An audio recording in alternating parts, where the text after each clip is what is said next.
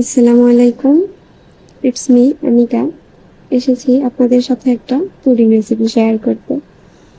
আসলে আমি first time pudding বানাতে আসছি, জানি না কেমন হবে, তবে চিন্তা ভাবনা করে আসছি যদি পুডিং জমা না ধরে তাহলে দই পুডিং বলে বাসায় চালিয়ে দেব। তো পুডিং বানানোর জন্য ফার্স্টে আমি 3টা ডিম ভেঙে নিয়েছি আর এখানে পরিমাণ মতো চিনি দিয়েছি। চিনিটা আমি একটু কমই দিয়েছি কারণ আমার বাসায় সবাই কম মিষ্টি খেতে পছন্দ করে। আর তারপর চিনিটাকে ডিমের সাথে ভালোভাবে মিশিয়ে নিয়ে এর মধ্যে দুধ দিয়ে দিয়েছি। এখানে আমি প্যাকেটের ফুল ক্রিম দুধটা ব্যবহার করেছি। আর আমি আগে থেকে একটা বাটিতে ক্যারামেল সেট করে নিয়েছিলাম।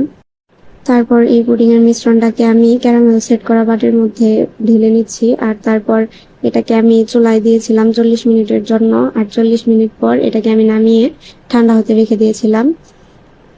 তারপর এই তো আমার পুডিং এর অবস্থা। মোল্ড আউট করার পর আমি তো দেখে পুরাই অবাক, আমার পুডিংটা এরকম ফাটা কেন হয়েছে। যাই হোক, পুডিংটা যে জমছে এটাই অনেক। আমি তো খুবই ভয়ে ছিলাম এটা জমেই কিনা।